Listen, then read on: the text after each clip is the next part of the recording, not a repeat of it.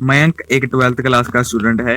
वो पढ़ाई में काफी अच्छा तो है, लेकिन उसकी क्लास का एक लड़का आशीष उससे अच्छे नंबर ले आता है।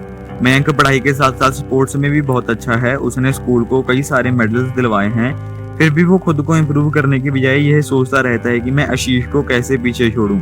एक दिन उसके माता पिता किसी पार्टी में चले गए और मयंक घर में अकेला था। वो 24 घंटे बस यही सोचता रहता है कि मैं आशीष को हराऊं कैसे, जबकि आशीष के पेरेंट्स उसे मयंक की तरह स्पोर्ट्स करने के लिए कहते थे, लेकिन मयंक आशीष को पढ़ाई में भी हरा के खुद को बेस्ट साबित करना चाहता था। मयंक के पेरेंट्स को लौटने में देर हो गई, 11:30 बज गए थे। मयंक अभी मूवी देख रहा था कि तभी रसोई में से बर्तन गिरने की आवाज आई।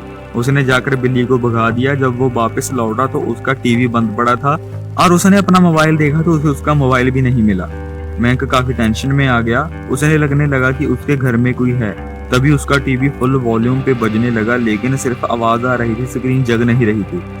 और जब मयंक ने स्विच बोर्ड की तरफ देखा तो टीवी का प्लग तो निकाल रखा था, लेकिन फिर ये टीवी कैसे चल रहा था। मयंक बहुत घबरा गया। वो अपने रूम में चला गया। रूम उसने लॉक कर लिया। धीरे धीरे शांत होने के बाद जब वो बाहर आया, उसने रसोई की तरफ देखा। उसने अचानक देखा कि उसका मोबाइल तो फ्रिज पे पड़ा था। धीरे से जाकर जब उसने अपना मोबाइल उठाया और उसे खोला तो उसने देखा कि उसका ब्लूटूथ कनेक्ट हो रखा था उसके बूफर्स के साथ, और पहले भी टीवी नहीं चल रहा था, सिर्फ उसके बूफर्स ही चल रहे थे। अब उसे सब समझ में आ रहा था और वो रिलैक्स हो रहा था कि तभी उसने अपने आईने की तरफ देखा। उसमें लिखा था कि comparison is killing your peace, never compare yourself with others, do your own things, just grow and keep moving. यह देखकर उसकी फिर फट गई। फिर जब वो रूम में गया तो उसकी दीवारों पे भी ऐसे ही लिख रखा था कि जिंदगी कोई लड़ाई नहीं है जिसमें हारा या जीता जाए। जिंदगी एक डेस्टिनी है कि जिसको पूरा करने के लिए ना तो भागना होता है और ना ही रुकना होता है, बस चलते रहना है।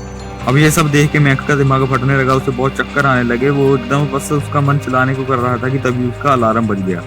वो उठा। उसने अपने आसपास देखा, कुछ नहीं था, सब कुछ साफ था, सब ठीक था। उसने जब थोड़ा सा रिलैक्स किया कि यह महज एक बुरा सपना था, तभी उसके माइंड में comparison is killing your peace जोर जोर से बजने लगा। अचानक उसे वो सारे पल याद आने लगे। यहाँ पे वो बहुत खुश था अपने अचीवमेंट से, लेकिन आशीष के चंद ज्यादा नंबरों की वजह से वो अपनी पीस को बर्बाद कर रहा था। यही सब बार बार उसके दिमाग में घूमने लगा। उसका बहुत चक्कर आने लगे। तभी मयंक चिल्ला के बोला गॉट इट, और उसका माइंड ब्लैंक हो गया। अब वो काफी रिलैक्स फील कर रहा था, और एक बात जो वो अब पूरी तरह समझ गया था वो ये था कि यह जिंदगी में किसी को हराना या जीतना नहीं है, उसे सिर्फ चलना है, ग्रो करना है, कंपैरिजन नहीं, सिर्फ इम्प्रूव करना है। वो पीसफुली स्कूल गया। आशीष को देखा, वो पढ़ रहा था। उसकी तरफ देखकर वो थोड़ा सा मुस्कुराया और बैग रखकर बाहर चला गया। पता नहीं क्यों वो बहुत खुश महसूस कर रहा था। दूसरों से कंपेयर करने की सारी फीलिंग्स उसमें से चली गई। वो एकदम फ्री महसूस कर रहा था। और यह कोट उसने सब जगह पर लिख लिया कि comparison is killing your piece.